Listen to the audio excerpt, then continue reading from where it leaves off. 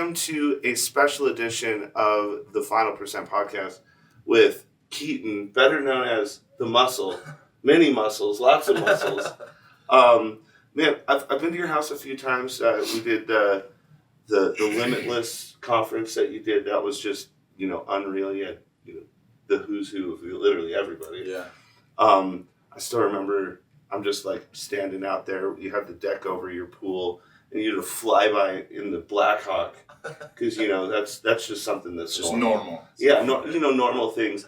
One of the things I want to ask first is just help me understand all the helicopters, because you're kind of getting known as the helicopter guy. Yeah. So funny enough, and I teach this a lot with people, but I think that your true compass is fear. Mm-hmm. And about probably 10 years ago, I realized that I was really, really scared of flying. I was scared of heights. I was scared of this idea of being in this contraption that I didn't have any control over. And it got to the point where, and I'm not really a drinker, it got to the point where for me to get on an airplane, I had to get drunk because I was so stressed out about flying. So anyways, because of the way that I've kind of dictated my life, and I've done this since I was young, if it scared me, I felt like there was something that made me have to do it. So I went up with my buddy, Heavy D, who also owns that Blackhawk, and he was like, let's go up. And I was like, no, dude, I don't want to get in a helicopter. Like, hanging from a pendulum that's swinging beneath a swinging blade, I just didn't like the idea. He said, listen. Well, when you put it like that, that is that's what terrifying. I mean, dude, that's what it is. You think about it, like, you are hanging, just swinging from a blade that's going in the, So, anyways, he goes, let me send you something, and I want you to read it, because I'm a study guy, right? Yeah. Like, anything I do, I want to study it out. So he goes, let me send you something, I want you to read it. So I start reading some stuff. It's statistics, right, on what's safer. Come to find out, helicopters are much safer than planes. And the reality is because if something goes wrong in a helicopter, what they do is they call it auto rotation. It literally just glides down. Like, the engine can go out, anything can go wrong, and it will literally just shut off, and it just glides down and you land it. Well, a plane, you can't do that. No, if there's no runway, you're crashing that plane, right? So if the plane doesn't get to the runway, a helicopter, dude, I can land in my front yard. If I crash it, I can land in my front yard. So I started looking at statistics, and I was like, you know what, dude, what are you doing? You have consistently lived your life as a true north compass into fear. What scares you, you have to do. And it's not even something that's like noble. It's just something innate in me that was like, dude, if it scares you, you have to do it. Yeah. I have to do it.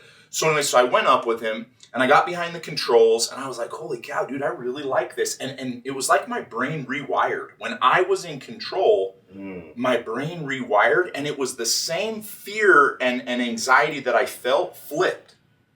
And it was like this clear power and like thought-provoking thing where I was like, dude, I am fully present right here. Yeah. The first time I flew, and most people don't know, so there's 3 controls on a helicopter. You have your cyclic, which pretty much keeps you kind of like this, right? You have your collective, which is your power, which brings you up and down, right? And then to keep your nose straight, you have your foot pedals. So, dude, you're doing this the whole time, 24/7. Like, you can't be anywhere else. So I got in the heli, and I was like, dude, this is very different. And for the first time in my life, legitimately, probably not a good thing to say, but dude, the first time I flew a helicopter was the first time I realized that I was actually present in that moment. Like, for the first, like, it was like I'm so present, I wasn't thinking about anything else. Anyways, so because of that, I was like, I got to get a helicopter. And everybody's like, for what? And I'm like, I just want one. I don't need one. I don't need one for business. I don't, And no shit, dude. The reason why I have a helicopter today, it is my peace that helps me refocus into being present. It's funny. So I do a lot of events, right? Yeah. And every event I do, I always fly into my house and land like right as the event starts. And I think most people are like, that guy's a dickhead. He's just showing off. It's not that. It's that I take 30 minutes before my event, I go up and my pilot, we don't speak. I don't say anything. I'm just fully present. And dude, it gets me locked in. Yeah. And I get out and I hit the stage and I put on events. And so that's realistically, other than all the other cool shit, the reason the helicopter for me has become who I am is because it has allowed me to hone in and be so present. You can't be anywhere else. You can't think about anything else. You can't focus on anything else. I mean, here's a story. My pilot just crashed my helicopter. Okay. Just barely. It was all over every 5 o'clock news in the United States. And the truth is he wasn't present in the moment. That's what happened. He bypassed a few things, made a few mistakes, and he ended up crashing the helicopter. And that's the point. Like, there is no room for error for you not to be present. It demands you to be present. I can take any human that's in the future or in the past and go, hey man, fly. And it will force you into you're there, dude. You don't get a choice, or else you go out of control and you die. Yeah. You know?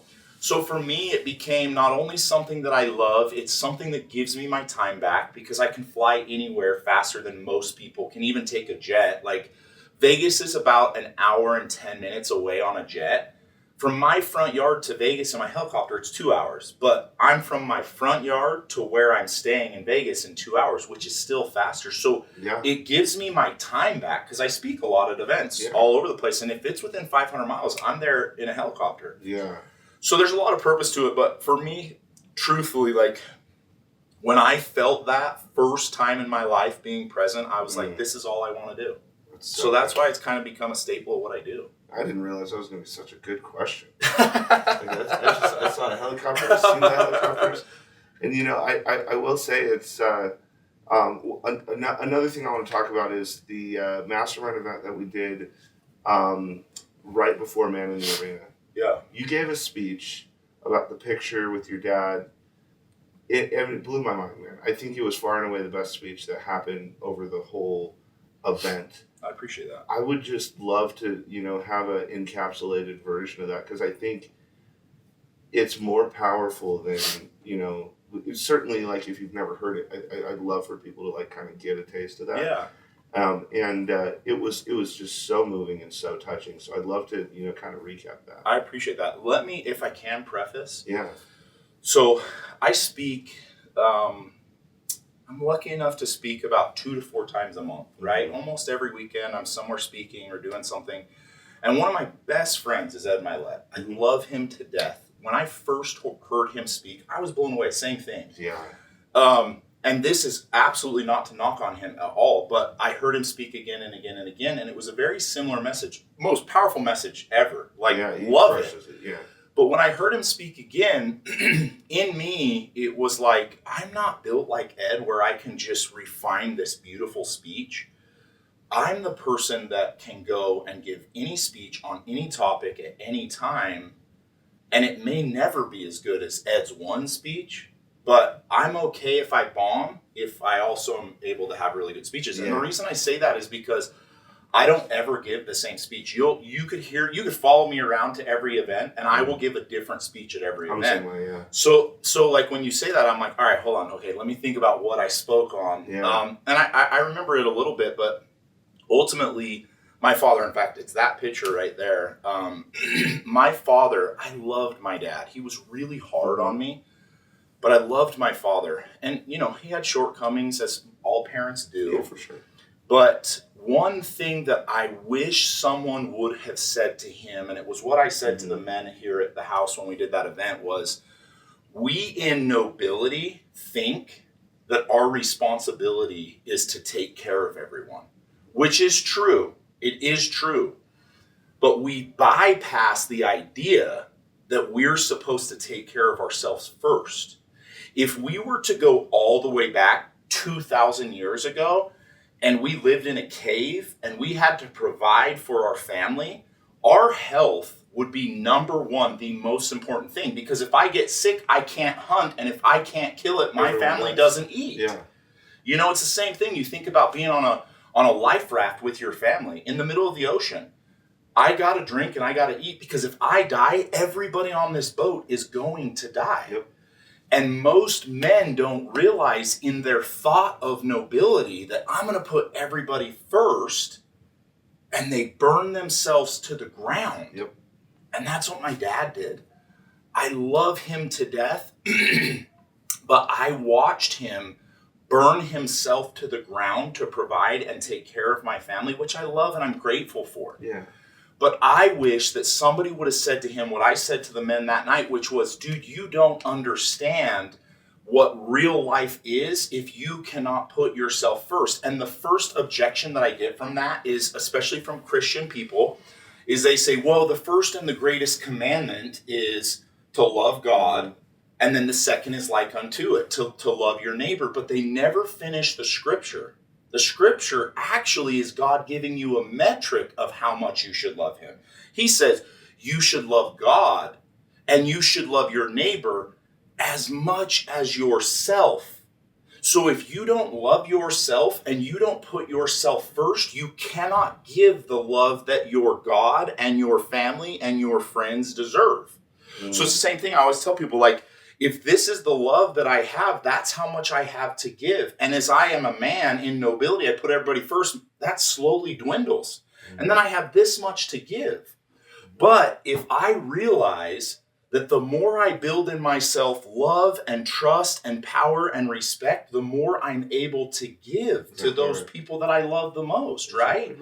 So if I could get a man to understand, dude, you have to put yourself first. Everything that you seek will come from within first. Yep. Everything. Yep, exactly. I want more love in my marriage. Then you've got to love yourself more. I want more respect from those that I lead. Well, then you must respect yourself more. Yep. I want more power. I want more fortune. Well, it all starts from within. And that day, I that's essentially what I told these men. A lot of men today are struggling with suicide, with mental issues, with emotional issues. They don't understand that the route they're on is depleting rather than charging. Yep. And when you put yourself first, you charge so much from within. All of a sudden, that cup that you have is filled so much that it runs over. And where does it go? It goes to your wife. It goes to your children. It goes to your friends. Yeah. And so my message that day was, you've got to put yourself first. That's so good. I had a quote. It drove my wife crazy. So when I built this house, it's been about 4 years. I had a quote that I still love to this day, and I painted it on the wall in black, which of course she didn't like. But it said, "If you don't kill it, they won't eat."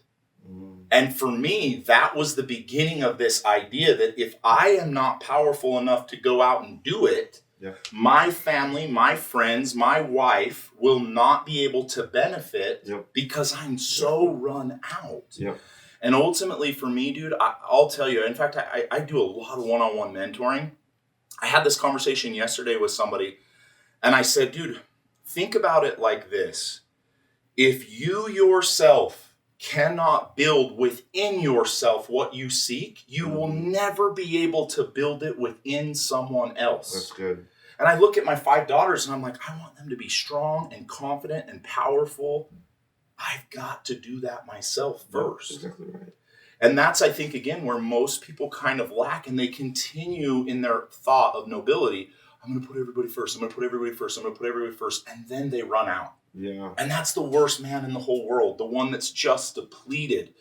He can't think straight. He's filled with anxiety. He's filled with stress. He's filled with pain. He's filled with all of those things. And what I told the guy yesterday, I said, do you know what my best and my worst day is? It's always the same day. So I got 5 daughters. My best day is the day my children are born, and my worst day is the day my children are born, because in that moment I realized my dad's not here to meet my children. And it's frustrating for me. So I look back and I say, you know what I wish? I wish that somebody would have grabbed my dad and said, put your fucking self first. Yeah. Because if you don't, you won't be here. And he's not. My dad died at 47 because he didn't take care of himself. He didn't take care of his health. He didn't put himself first. And listen, man, I would have rather have had less money and had my dad today with my children than have the life that he provided that ran him into the dirt. Yeah. And ultimately, that was my message for men it's time to wake up. Yeah. God wants you to put yourself first Yeah. because the metric in which he asks from you is you. Yeah. I want you to love me as much as you love yourself. And if Yeah. you can't love yourself, you'll never love me. Yeah. And so ultimately that was, I think the gist of it. Like I said, I don't ever remember most of my speeches. Oh, you got it across. That was But good. I think that was good. ultimately it. So, one of the other questions that I like asking people, obviously you are an entrepreneur. The importance of, especially coming into AI, coming into all of the different things that we're running into where the human experience is kind of going down. Yeah. Talk to me a little bit about, entrepreneurship and the human experience just as you see it. So I've essentially been a serial entrepreneur since I can remember. My father, again, was the pinnacle of that moment in my life. My father taught me, go to school, get a job, work your way up, save money, 401k, the safe route. Yeah. And he ended up having a pretty successful career. He was a CEO of a big company, and the last 2 years of his life, they threw him to the garbage because he was so unhealthy and he wasn't able to perform. Mm-hmm. So everything he had taught me up to that point in my life was complete garbage. Mm-hmm. It was like, be safe, go to school, all of these things. And one of the last conversations I had with my dad, I remember asking him, I said, Dad, are you afraid to die? Mm-hmm. And he said, no, I'm not afraid to die. I'm afraid to leave you guys without me. Mm-hmm. And ultimately, I remember sitting down with him and I said, Dad, I don't want you to be scared of that anymore. I promise you, I'm the oldest of 5 kids. I said, I promise you, I will take care of Mom. I'll take care of the sibling. I'll do everything. I give you my word. I got this, right? And I remember very specifically that time, I could almost see a weight lifted off his shoulders. And when he passed away, I remember thinking and kind of coming up with this idea that I have stayed true to. I would rather sink on my own ship than sail on somebody else's. And that's that entrepreneur mindset, right? Yeah. So what I realized was, if I'm going to be successful, it's all on me. I'm not going to do it with somebody else. And the greatest thing I think, especially today when you start talking about AI and all of these other things, there are so many platforms in which you can use to build a business. It's easier today than it's ever been in history to start a business, buy a business, own a business. Yeah, you're always buying and selling businesses. That's all I do. Other people buying and selling businesses. That's all I do. I either start them or I buy them or, whatever. And my biggest thing now that I think if I were to give a piece of advice as we as a society kind of like pivot into AI and systems and all this other stuff, if an entrepreneur will think and focus on one really big piece, they'll always be successful, and that's customer's journey. If you can take an individual and walk them through a beautiful journey in the process of your business, they will always come back to you. Yeah. Always. And guess what? With AI, that is so much more possible today. Yeah, and for sure. They literally, like, AI can do everything. All the little interactions, all the emails, all the text messages, everything that you need now. It's crazy, man. When people come to me and say, I just don't think I can build a business, I'm like, dude, it is easier today than it has ever been. Yeah, you just got to do it. And if you focus on customer's journey, that's when you can become really successful. It's like, dude, there's 50 businesses in every single industry. Why are some more successful than others? It all comes back to customer journey. What did that customer experience with you? Yeah. So when I train and I coach a lot of entrepreneurs, I coach a lot of business owners, I'm like, dude, listen, there's a million things we're going to focus on. But we are really going to hone in and focus on your ability to create a beautiful customer journey. Love that. And no matter what you sell, I don't care if it's water, I don't care if it's couches, it's a service. The customer's journey is everything. And then when you fall in love with that process, you begin to define it, refine it, define it, refine it.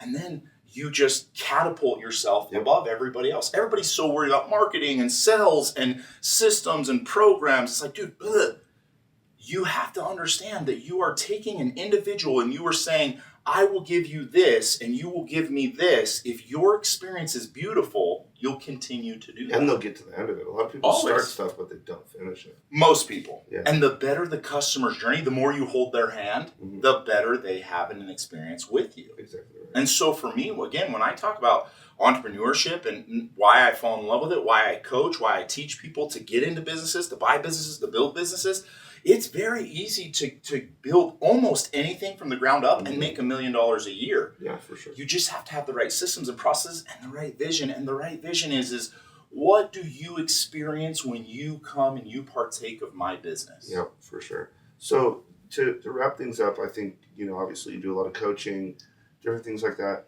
The importance of finding a mentor, having a mentor, mentorship, masterminds, different things like that. Let me know your thoughts on that.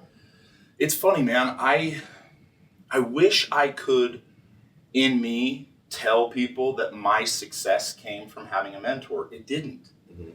If I would have had a mentor early on, I'd be a billionaire today. 100%. All a good mentor does is speed up your process and your time in success. That's all they do. I can take an individual and I can teach them in 1 year what's going to take them 10 to 20 years to learn. Sure. So will they learn it? Yes. Will they get it? Yes. That's why most people aren't successful until they're 40, 50, 60 years old. But if you want to speed up that process, all you have to do, this is it. You have to get new information that you don't have that allows you to have the success that you want. So what's a mentor? I'm paying for education and information to get faster to the success that I seek. Yep. So for me, I wish I was the poster child for a mentor, because I'd be like, dude, go get a mentor because it changed my life. It didn't.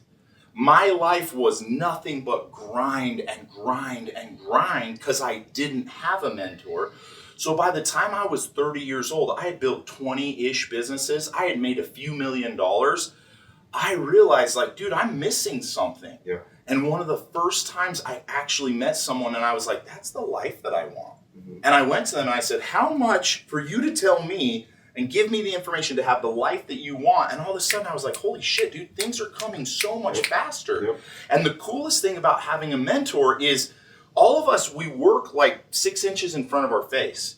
A mentor can actually frame out completely, unbiasedly, and say, hey man, here's your faults, here's your weaknesses, here's where you got to get better. I'm looking at the whole picture while you're still looking here, and I'm going to help you map in the framework rather than, all right, what's the next step? What's the next step? What's the next step? Next step. And I tell people this all the time now. I really believe in this science.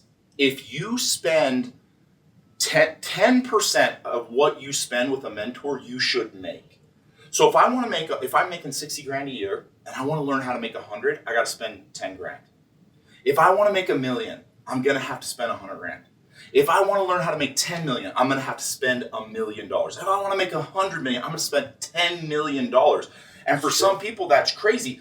But for me, I've watched that recipe. And it works. And it works without fail. Now I'm at the place where I spend millions of dollars a year to be around the right people, to be in the right rooms, to get the right information, to go to the right event, to actually really sit down. Is everything. It's everything. Proximity is everything. Yep. When you put me in a room with some powerful individuals, not only does it create a greater vision in me, but it shows me that it's possible. Mm-hmm. And now for me, I'm in the place where if you can do it, I can do it. For sure. So let me spend more time with you figuring out how you did it so I can do it. Exactly. A mentor is a game changer for people, and it's one of the reasons I've fallen in love so much with what I do. I only started mentoring about 2 years ago. Yeah. Like, it hasn't been very long. Most of my life has been building businesses, buying businesses, doing all kinds of stuff. But I realized, like, dude, for me to speed up the process, all I have to do is get with the right people to give me the information. And you know what's so frustrating is our society accepts that fact in college, but they don't accept it in any other education. It's weird. So you got an 18-year-old that'll go into 40 grand worth of debt to go to college, but you don't have an 18-year-old that'll go 40 grand into debt to find a mentor to get them to where they want to be. And listen, I'm not a huge advocate for college. I went to college for like a semester, but I never did college. I never did any of those things. I can literally in one hand say to somebody, hey man, you feel really good about 40, 50, 100 grand in debt for college, but you don't feel good about the same debt into a mentor that can show you how to do it? Makes no sense. It's wild, but I do think we're finally in the place where we're beginning to shift that culture a little. I agree. And I really love that. I love it, dude. But for me, again, it's, dude, once you start to feel the change and the shift and the pivot of investing into yourself, investing into growth, investing into a mentor, it's like, it's almost like you tell the universe, I'm ready. Yeah. And I believe so much that I'm ready that I'm putting money on the table for it. Are you willing to put your chips 100%. Yeah, I think that's a good thing. Well, dude, thank you so much for making time. And I know it's kind of a flyby, and I'm hitting you up, hey, can we get this done? And you made time for me. Absolutely, so man. I really appreciate you, and I look forward to, all the things that you've got going on and sharing stages with you, and whatever other mastermind events that you've got going on at your house. We'll be doing a lot. Dude, there's no doubt in my mind. So thank you so much, man. Absolutely, I appreciate dude. that. Awesome.